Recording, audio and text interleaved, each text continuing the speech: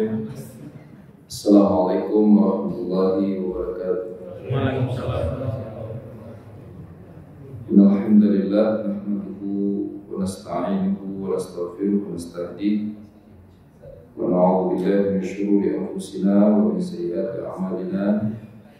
May yahdihillahu fala mudilla lahu wa may yudlil fala hadiya lahu.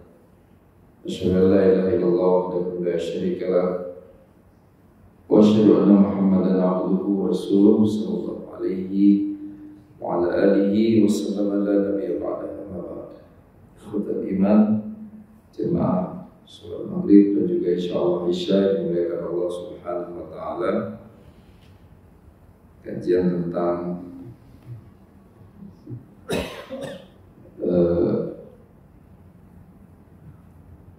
bagaimana seharusnya melihat kemuliaan atau tentang bagaimana mencapai kemuliaan. Jadi ada dua hal, ada dua pertanyaan yang membutuhkan jawaban, dan jawaban terbaiknya selalu yang bersumber dari Allah Subhanahu wa taala. Pertanyaan pertama, apakah itu kemuliaan menurut Allah? Dan kemudian yang kedua, bagaimana cara meraihnya?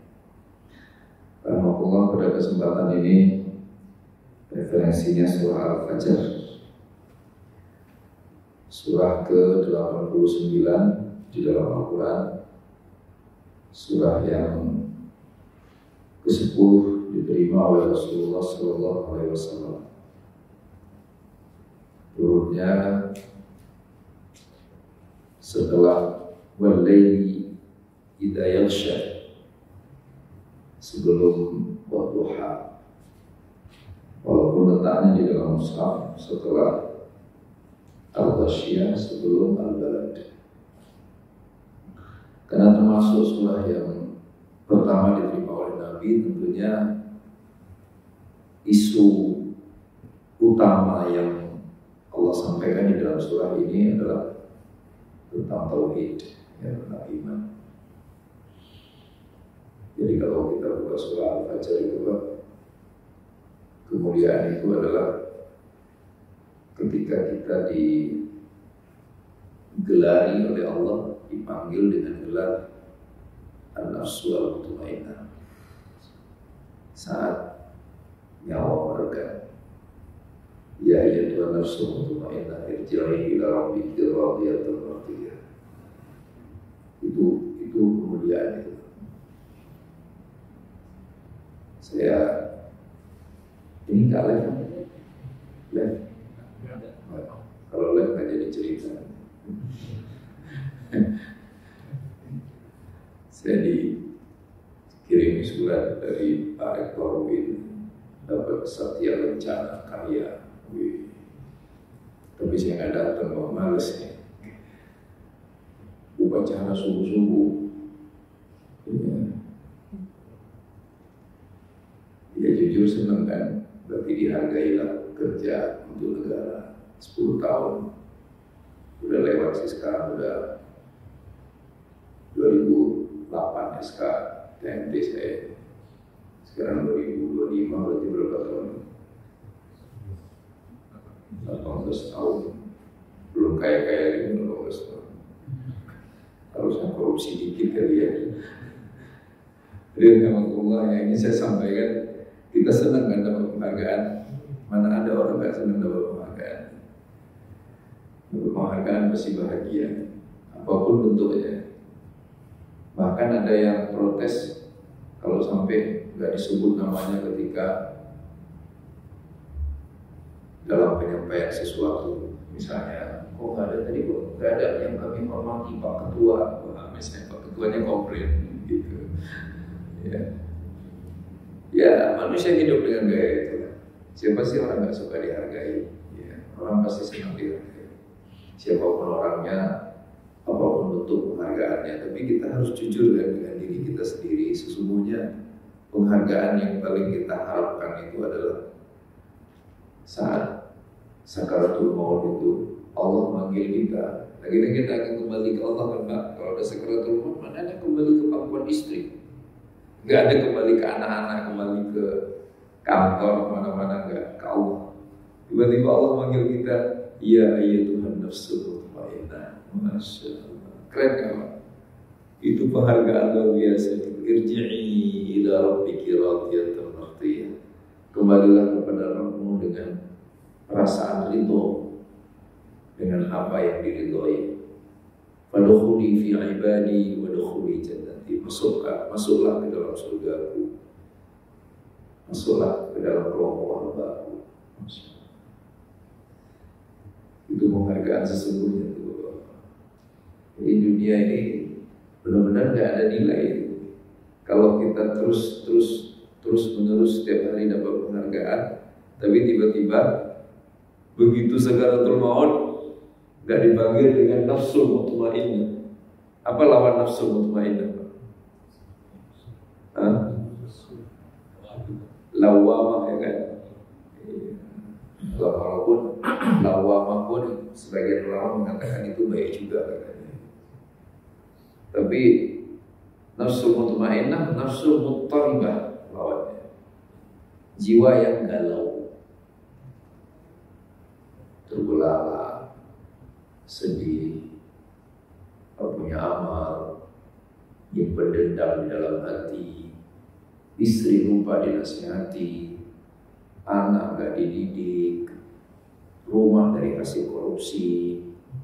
Terusin aja Pak, panjang banget itu deretannya kan. Iya, ijazah palsu. Masya Allah, gak mungkin itu dipanggil nafsul mutmainnah.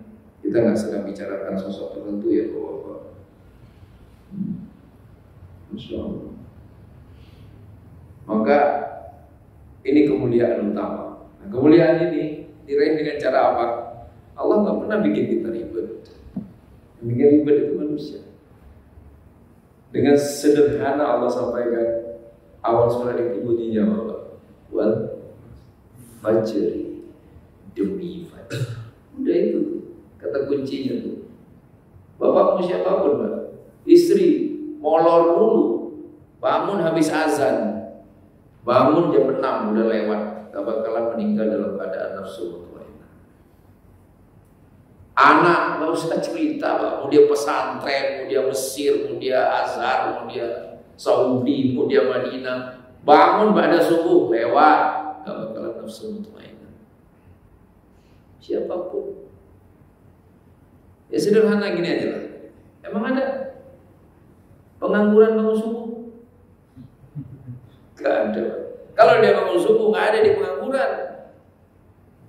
Kalau dia bangun sebelum subuh pasti ada aja dikerjakan. Ada aja kesibukannya. Ya ngaji lah, ya apa. Maka saudaraku, ini aja yang kita garis bawah ini, wal fajr. Allah pakai bersumpah segala dengan waktu fajar. Jangan sepelekan, jangan disederhanakan. Ini masalah besar. Masalah besar, tapi sebenarnya kita cukup mampu, nggak perlu uang kan untuk bisa bangun lebih pagi. Harus bayar, harus kaya dulu, harus punya ilmu banyak, harus berdarah keturunan bangsawan, nggak perlu modal sama sekali. Yang diperlukan keinginan. Yang diperlukan kesadaran bahwa apa yang Allah anggap penting, kita juga menganggapnya penting. Itu kan yang jadi soal sekarang kan. Giliran sama pemimpin, sama mereka yang kita panggil pimpinan, sama mereka yang kita hormati, kita selalu peduli. Jangan sampai apa yang beliau pentingkan kita tidak pentingkan. Benar tak Bapak? Saya kan, kalian aspri-aspri itu, ajaran pribadi itu kadang-kadang hal sederhana itu. Dia selalu bawa Cleo lah, kita bingung ini kenapa sih? Bapak cuma minum Cleo, segitu aja itu, penting banget. Iya. Waktu pemilu kan, langsung beliau sampai sisir, maksudnya itu harus rapi rambutnya. Bagi beliau kerapihan itu nomor satu, maka aslinya mengurusi dipentingkan oleh aspri. Sama? Saya bukan orang yang tahu banyak, tapi mungkin bapak-bapak jauh lebih tahu dari saya. Saya pernah dengar dari seorang teman pejabat itu, katanya dulu Pak Harto itu hal paling aib bagi beliau kalau sampai di acara yang beliau hadiri mic gak nyala, itu bisa dipecat itu maksudnya. Jadi penting, padahal kan biasa aja kalau nggak nyala kan, because tukang soundnya tinggal dikutak-atik, ada 1 menit jadi nyala, tapi beliau nggak mau. Beliau lagi ngomong, mic harus nyala dan nggak boleh ada masalah sound system. Maka coba lihat Pak acaranya Pak Harto, pernah nggak mic-nya rusak? Nggak ada kayaknya kan? Insya Allah.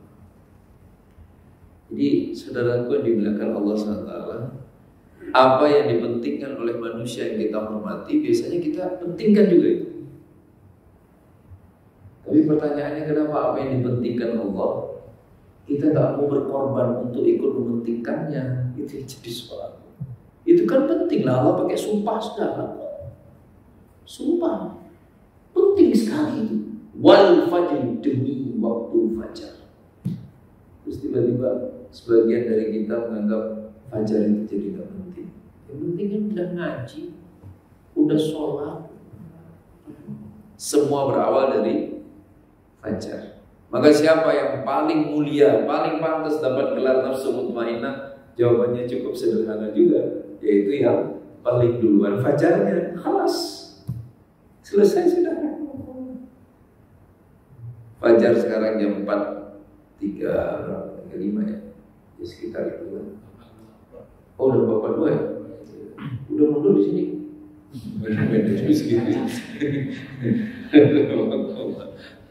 Ya.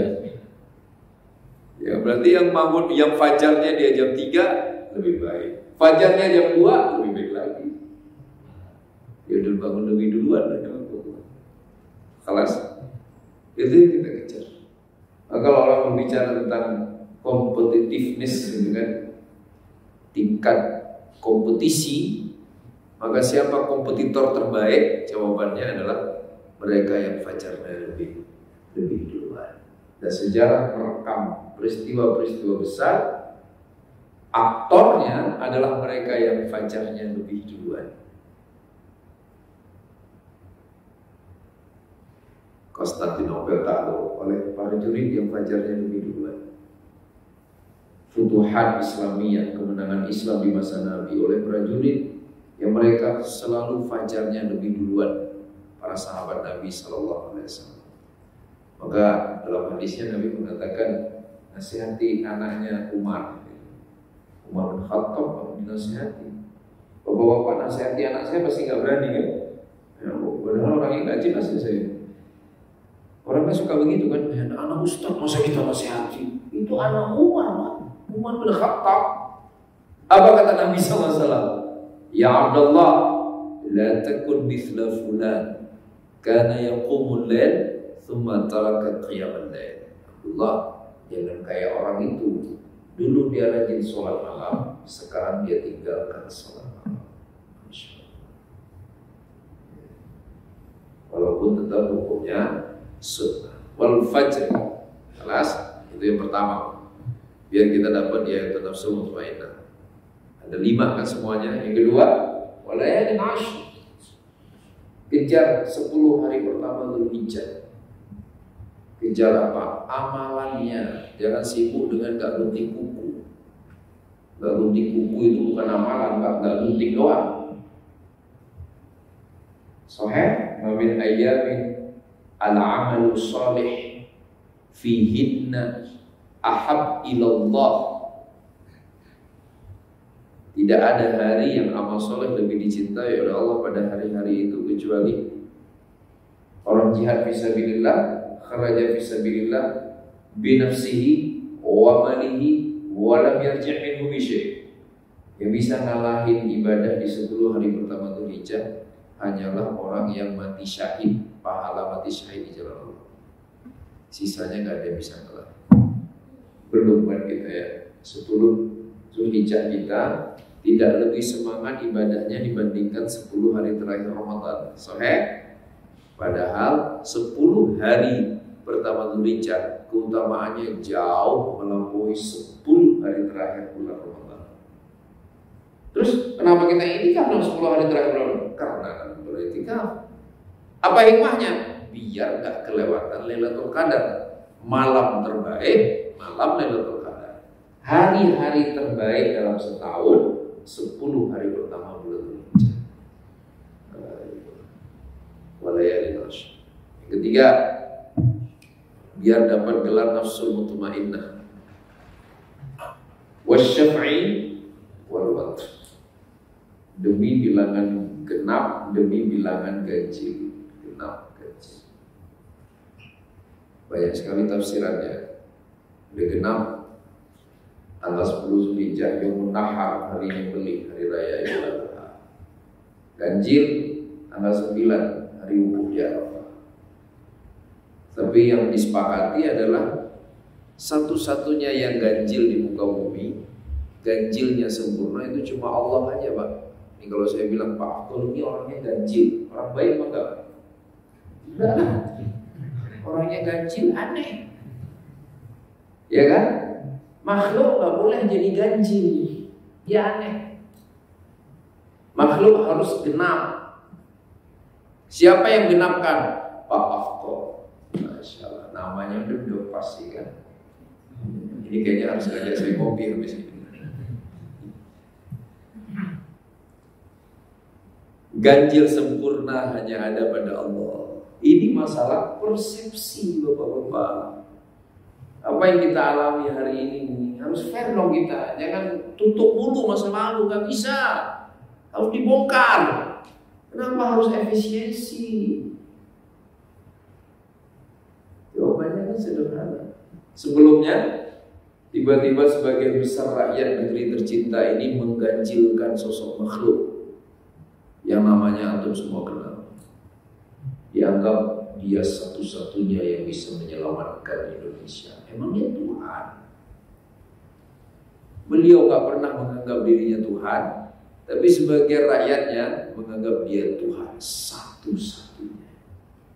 Dianggap dia sebagai ganjil yang sempurna. Selesai kita, Pak. Orang negara maju gak pernah hidup bawah pasti pernah main ke negara maju kan? Emang ada negara bisa maju dengan gaya hidup itu? Kenapa Rusia gak bisa bangkit? Padahal sistemnya udah berubah menjadi demokratis, pemilihan presiden melalui pemilu. Nah Putin ini gak turun-turun. Dulu kan akseleratif kan, Gorbachev, Boris Yeltsin. Setelah itu Putin. Nah, sampai sekarang gak ganti-ganti. Siapapun yang berani mencalonkan diri, kalau kelihatan suaranya banyak, habis pasti. Akhirnya, kalaupun gak kita katakan Rusia mundur, at least jalan di tempat Rusia, gak bisa dia maju. Kenapa? Mengganjilkan makhluk.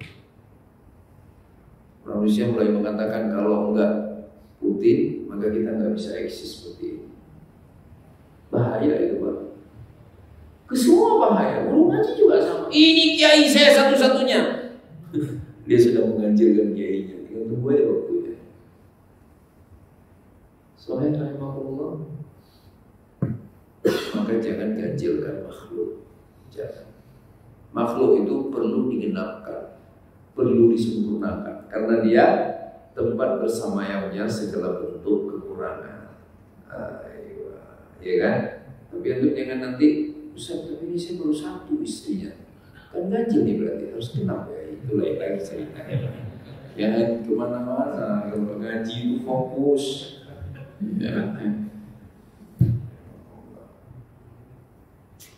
Yang keempat, walayalin walaili idza yasr.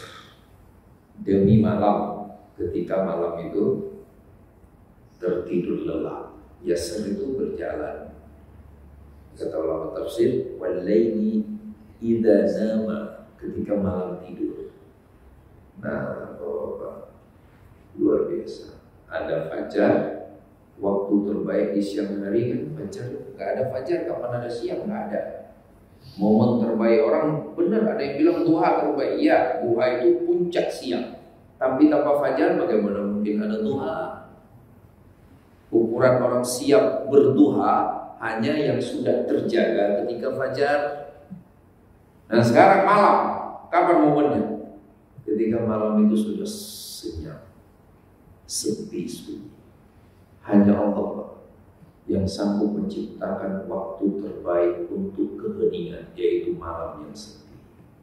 Ke siang, coba aja bawa. Saya pengen siang suasana kayak malam, ini nggak bisa. Malam itu luar biasa, ketika sepi semuanya. Benar-benar kita akhirnya antara kita dengan Allah Subhanahu wa Ta'ala. Berledi kita yasir. Nah, pelajarannya agar meraih nafsu mutmainnah, hanya mereka yang bersedia menikmati keheningan malam. Ini enggak malam dulu harus ramai. Hahu, haha, hihi, hehe, dan seterusnya sampai subuh. Ya nggak mungkin kelak dipanggil nafsu mutmainnah. Nafsu mutmainnah itu yang menikmati malam hening. Ngapain? Udah pasti dengan ibadahnya, dengan kontemplasinya, dengan zikirnya, dengan perenungannya dan seterusnya. Ada juga dia menikmati juga Pak dengan dengkurannya. Nah itu udah ada makna kan.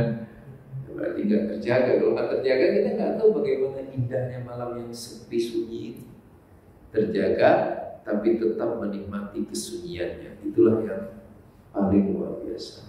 Jadi biar salah-salahkan bahwa kalau kan nanti ada yang menafsirkan ayat ini wallayli idza yasr. Oh benar Ustaz. Kayak orang di pasar itu dagang udah berangkat pagi-pagi maka rezekinya mudah. Itu bukan urusan. Berisik. Dia harusnya menikmati waktu kesendirian, khalwat bersama Allah Subhanahu wa Ta'ala. Yang terakhir, yang kelima, hal fi dzalika qasamun lidhi hijr. Adakah pada yang demikian itu qasam? Qasam itu sumpah, artinya peringatan, kesadaran bagi orang-orang yang punya kamar.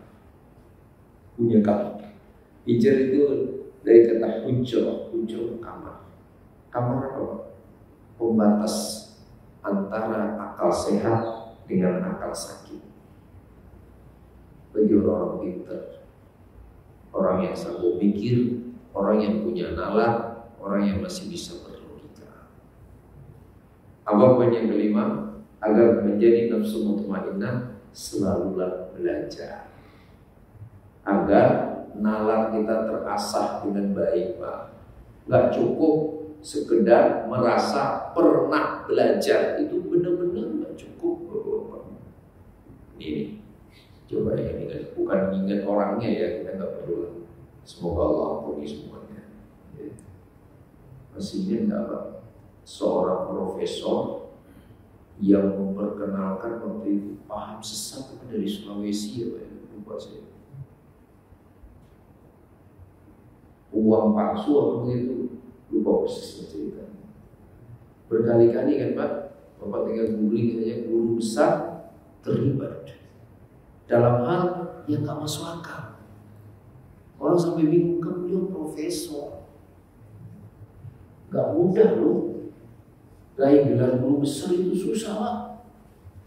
Banyak teman-teman saya itu gak bisa-bisa jadi profesor, gak cukup-cukup tulisan di jurnal internasional ya, gak cukup-cukup poinnya. Tapi ada ternyata udah jadi profesor. Masya Allah.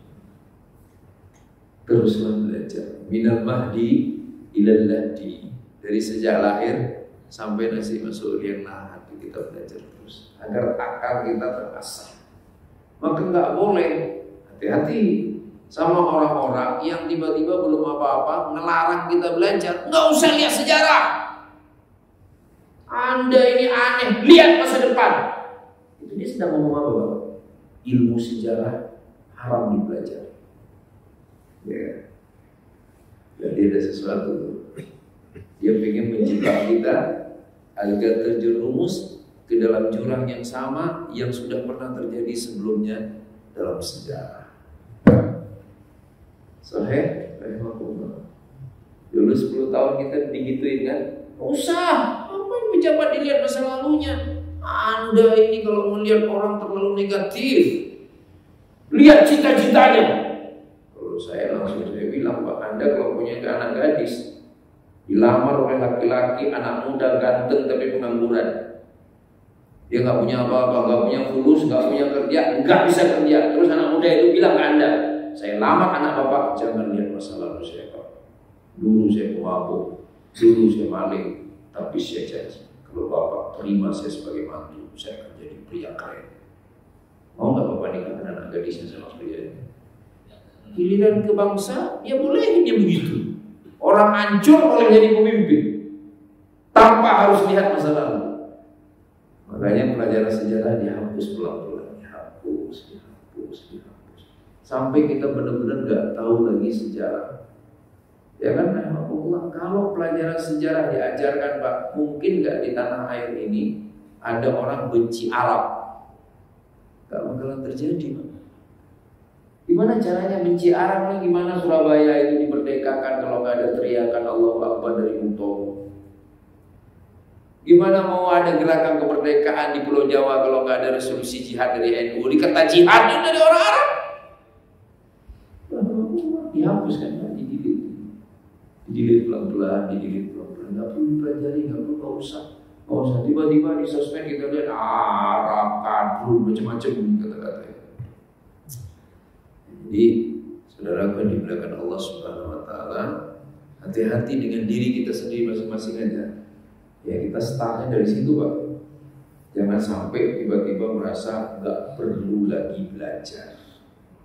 Kita wajib belajar terus, baca terus bahwa kita sedih loh, serius Pak. Apa misalnya yang paling kita sedihkan? Surah yang tiap hari kita baca Al-Fatihah. Apakah mereka yang setiap hari baca Al-Fatihah mereka paham betul mana Al-Fatihah? Apa ada tergerak hatinya? Ya Allah, konyol banget sih saya. Setiap hari minimal 17 kali baca Al-Fatihah. Jumlah rakaat salat fardu yang Al-Fatihah wajib dibaca di setiap rakaat salat. Tapi saya nggak paham maknanya. Ini saya bener aja sih. Pernah nggak kita nanya pertanyaan itu ke diri kita masing-masing? Ini saya bener aja sih tiap hari salat. Doa iftitah, doa sujud, doa ruku, doa i'tidal, doa duduk di antara dua sujud, doa tasyahud. Tapi saya nggak paham dan saya nggak peduli. Ini saya gimana sih? Rahmatullah. Itu masalah kita Pak. Ya. Ketika kita mulai merasa ada ilmu tertentu nggak penting, ketika kita menganggap ini nggak penting, pengetahuan ini nggak penting, pengetahuan itu nggak penting, maka saat itu juga kita mudah sekali untuk dikelabui. Dan kalau sudah dikelabui, resikonya terlalu besar. Apa itu? Kita nggak bisa mencapai nafsu mutmainnah. Udah nggak ada filter lagi Pak. Jadi kita terima informasi apapun masuk aja ke dalam otak kita. Kita nggak dihijab gara-gara nggak punya ilmu. Tapi kalau kita ada ilmu, kita akan dihijab. Saya nggak mau. Ini salah, saya nggak ikut. Oh saya nggak bisa melawan. Minimal saya nggak mau terlibat. Karena dia hijrah. Maka kata ulama, hujrah hajar. Ya kan? Dengan adanya kamar pembatas, maka dia bisa menjauhi. Bahasa Indonesia kita bilangnya hajar kan? Hajar itu hajar itu batu Pak. Mungkin orang dihajar orang pakai batu. Loh, ini maksudnya gimana? Tadi kan membatas, iya membatas. Akhirnya apa? Akhirnya nggak mudah ia diserang dengan berbagai informasi yang menyesatkan. Setiap ada informasi yang mencoba untuk mengelabuinya, memanipulasinya, dia mudah membantah. Itu ya, 5 hal aja. Biar kita nanti jadi nafsul mutmainnah. Kan keren banget itu Pak. Iya Tuhan, coba itu ketika kita sekarang rumah udah gak bisa napas, udah gak bisa. Kita dengar suara iya Tuhan, nafsul mutmainnah, irji'i ila rabbiki radiyatan mardiyah. Tadi masih ingat itu dalam pikiran kita, ini saya mati, istri dikhalangi pasti habis diberisan. Gimana ini saya? Tiba-tiba kita dengar saya suara ini. Wahai jiwa yang tenang, kembalilah kepada Rabbmu dengan perasaan ridho. Fadkhuli fi ibadi, masuklah ke dalam kelompok hambaku, wadkhuli jannati. Senyum Pak, meninggalnya senyum. Masya Allah. Ya kan? Kalau ada gadis cantik datang pas kita meninggal, kita senyum, dia bilang, ya Allah coba dulu lagi abang ini hidup, saya jadi istrinya. Tiba-tiba mayatnya mau telak. Jadi saudara yang dimuliakan Allah Subhanahu wa Ta'ala. Nah sekarang tadi itu kan bagaimana meraihnya, kemuliaan bagaimana meraihnya. Nah sekarang kita lihat di dalamnya itu Pak, di dalam surah Al-Fajr. Allah meluruskan persepsi kehidupan orang. Tapi luar biasanya Quran. Ini kan turunnya tuh jadul Pak, 1500 tahun yang lalu. Turunnya di padang pasir, nggak ada mobil, nggak ada tol, nggak ada irigasi, nggak ada listrik, nggak ada TV, nggak ada teknologi, nggak ada apa-apa. Tapi apa yang Al-Quran sampaikan match, kompatibel dengan apa yang terjadi pada hari ini. 3 alasan orang merasa keren pada hari ini. Ini disebut dalam surah Al-Fajr itu apa? Alam, apa bunyinya itu? Hal fi dzalika qasamul lidzi hijr. Alam tara kaifa fa'ala rabbuka bi'ad. Kaum Ad itu di selatan Jazirah Arabia, di misalnya kita lihat peta nih Pak, kan di Kingdom of Saudi Arabia kan, KSI disingkat, ke atasnya kan Jordan. Nah ke bawah perbatasan sama Yaman, nah di situ letak kaum Ad itu. Ad itu nama kakeknya. Di suku zaman dulu dikasih nama kakek. Nah, kalau Pak Abdul nanti anaknya banyak, keturunannya banyak, tapi kan gak cukup isinya satu. Nah nanti ada suku namanya Afdol.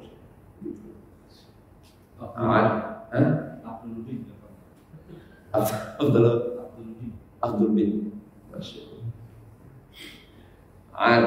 Nah kan Iram Dzatil Imad. Iram itu nama ayahnya si Ad. Pak Ad lah bilang Iram. Ayahnya Iram namanya Aus. Ayahnya Aus namanya Isam. Haji Isam. Langsung di Kalimantan ya, John Lee Group. Ya, itu nama anaknya Pak, bukan nama orang Cina. Terus nanti diedit ya, sih nggak enak kalau orang Ustaz ngapain sih? Antum dirilah yang aneh-aneh itu.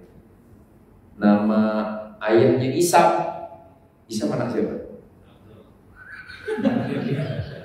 Jangan gitulah. Anak Nabi Nuh. Gimana sih?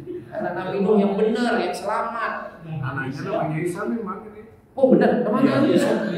Oh, Ganti. iya nama anak Nabi Nuh. Nah, Nabi Nuh kan ada yang nggak benar kan? Yang nggak benar kan meninggal. Nah, ini yang selamat, yang benar. Isam. Nah, apa kerennya suku itu? Dzatil Imad, Iram Dzatil Imad, allati lam yukhlaq mithluha fil bilad. Bergaya sama otot. Kalau orang sekarang nge-gym kan di videoin kan, badan. Ngapain? Itu terjadi Pak dari zaman Ad itu sampai detik ini. Siapa nabinya? Nabi Hud. Nabinya. Yang pertaniannya hebat sekali itu. Bapak searching di Google itu ada petanya Pak, itu ada nanti ada gambar-gambar mereka. Ayamnya petanya pun sampai hari ini itu masih ada peninggalan-peninggalannya. Saking kuatnya mereka membanggakan Dzatil Imad. Apa Dzatil Imad itu? Imad itu badan kokoh, punggung kuat. Mau bertani kayak apa aja dia bisa. Hari ini ada begitu kan? Sibuk foto-foto lagi nge-gym. Gak perlu lah. Nih, fotonya kapan? Kalau pengen banget foto nih kan, bikin caption. Alhamdulillah, ternyata olahragaku memampukanku sholat malam. Habis ini ada HUT RI, tenis meja lah di foto, lari lah di foto. Badan kuat itu yang dilihat bukan badannya, yang dilihat apa? Apa yang sanggup dilakukan oleh badan yang kuat itu. Subuh gak bangun, malam gak sanggup berdiri, apa guna badan kuat? Tapi terjadi kan sekarang kan. Sekarang kan orang senang sekali foto-foto, bikin video lagi nge-gym. Sama kelakuannya dengan suku. Dia tuh kalau punya teman begitu, antum udah kayak kaum Ad aja.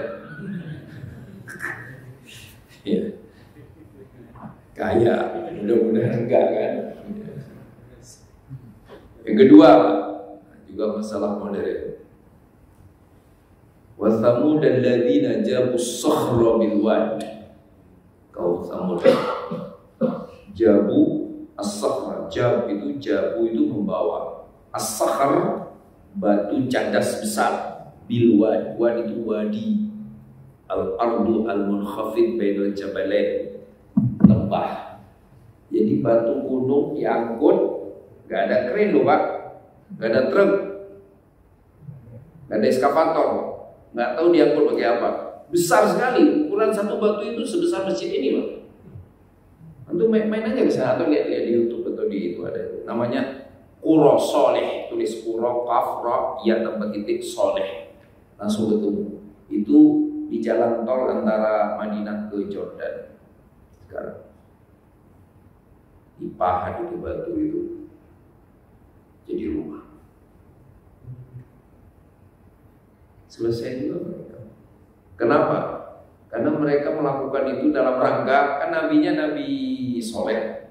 Kata Nabi Soleh yang benar kan ada suratnya kan yang jangan disembelih tuh onta. Ya kan? Ada hari buat kalian minum, ada hari buat onta minum. Jangan disikat minuman onta. Jadi bilang apa? Emang mau diasap pakai apa? Banjir. Langsung itu kan dipahatnya ke atas sampai hari ini Pak. Kalau isi ke jalan di padang pasir itu naiknya susah, nggak sampai kita naik, tinggi sekali, tak mungkin kebanjiran. Nah padang pasir di lembah pasir kan airnya nyerong. Hujan, mana ada bocor, orang itu dipahat. Gempa nggak bakalan rubuh, bukan dibangun rumah itu, batu besar dipahat jadi rumah. Dengan apa mereka dihabisi Allah? Suara sayhah. Masya Allah. Sekarang ada kan sombong gara-gara menguasai teknologi. Orang modern ada banyak yang begitu.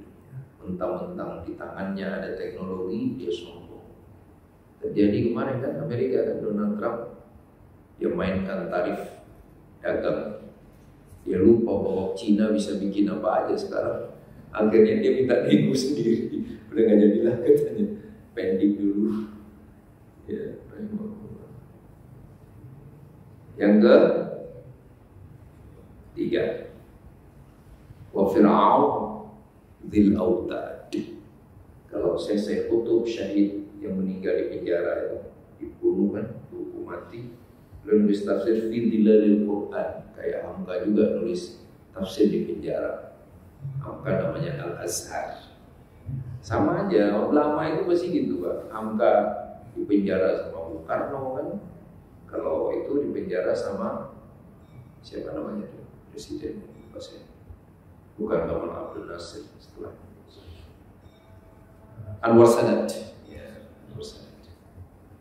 Nah, beliau bilang di tafsirnya apa? Dzil autad itu artinya paku, kuat. Bangunannya piramid sampai sekarang kuat. Tapi Fir'aunnya udah nggak ada. Pasukannya super kuat, Fir'aunnya udah nggak ada. Jadi kekuatannya ternyata tidak bisa menyelamatkannya. Nah, Quran itu luar biasa Pak. Giliran kaum yang bergaya dengan fisik, kaum yang bergaya dengan teknologi nggak diulas sama Allah. Giliran Fir'aun diulas sama Allah. Fa'aktharu fiha al-fasad. Fasabba alaihim rabbuka sawta adab.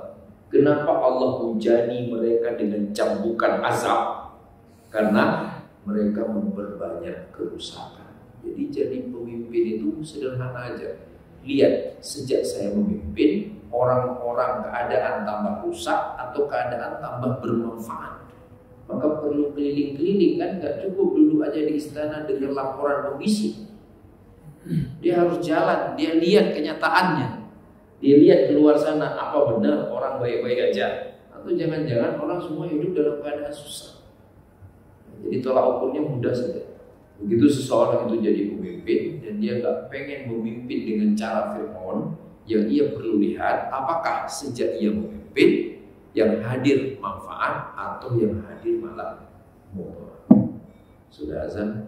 Semoga ada manfaatnya buat kita bersama. Maaf jika ada kesalahan Bapak.